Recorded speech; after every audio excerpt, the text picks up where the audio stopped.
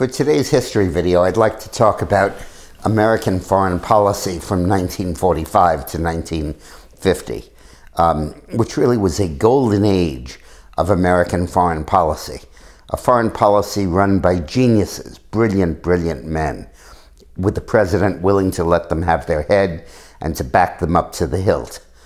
And it could have gone wrong, and it didn't. It was amazing, and ultimately vindicated by the fall of the Soviet Union.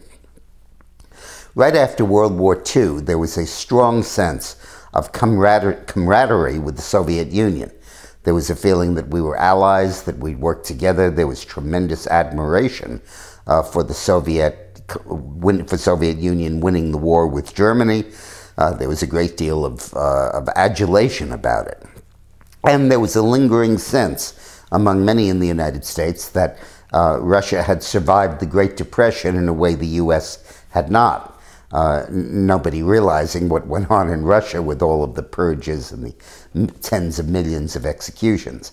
But at the start, there was a flush of victory and of friendship. Then Stalin increasingly made clear that he wasn't having any of it, that he was going to be aggressive in Eastern Europe. He was going to set up the Iron Curtain, satellite countries, no free elections, repression, secret police, the whole business. And that was a real shock to the United States. Many didn't get it. Henry Wallace, a left-wing, Roosevelt's former vice president, set up a political party opposed to Truman, saying that the Cold War is your fault, that Russia is really peace-loving. But the leadership in the United States began to get the point, and they got it very quickly, so that by 1946 they understood that the Soviet Union was the enemy and had taken Germany's place as the threat to Western civilization.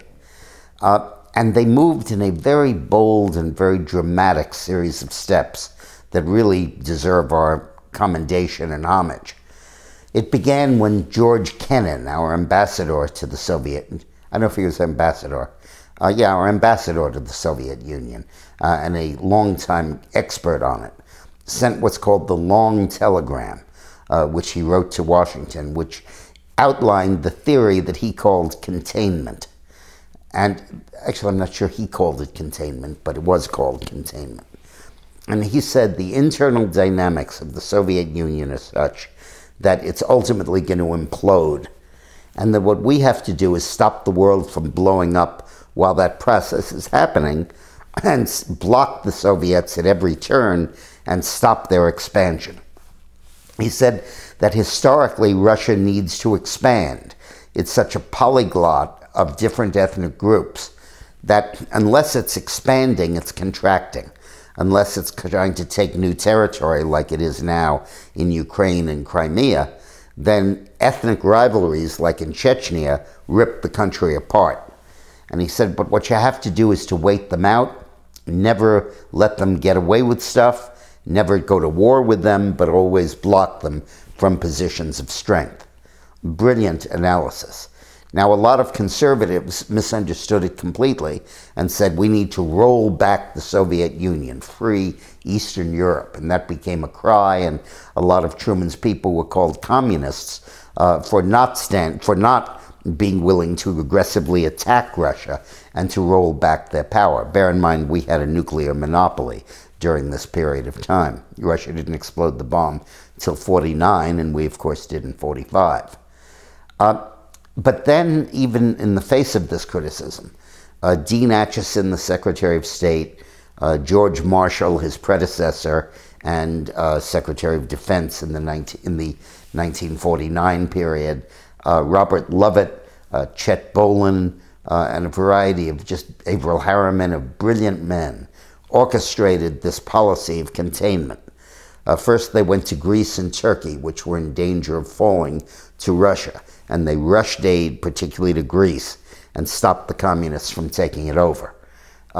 Then they worked on arming Germany, setting up the state of West Germany, combining the British, American, and French occupation zones, and setting up a country in West Germany, and then permitting it to develop an army again, but in the context of NATO.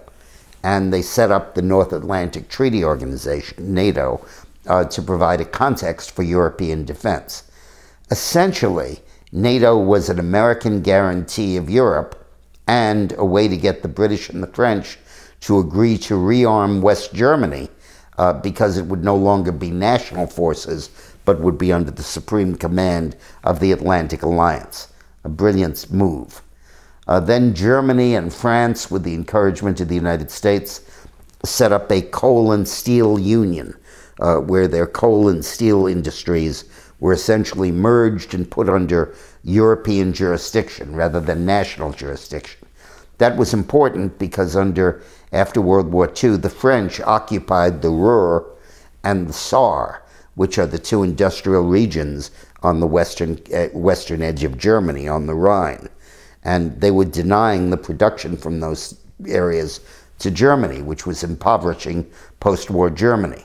But by pooling them in a European-wide commission, they relinquished control, and Germany was able to prosper and come back. And then finally, in 1950, when North Korea invaded South Korea, even though South Korea was not necessarily considered vital to America's defense, Truman stepped up and said, no, this is an armed attack, and we are going to counter it. And we stood by in Korea. We'll talk about the Korean War in a subsequent video. But we stood up to them and we defeated them. And when the Chinese invaded Korea, after we beat the North Koreans, we stood up to them and beat them back too. Now this video has focused on the diplomatic and the military aspects of Truman's foreign policy.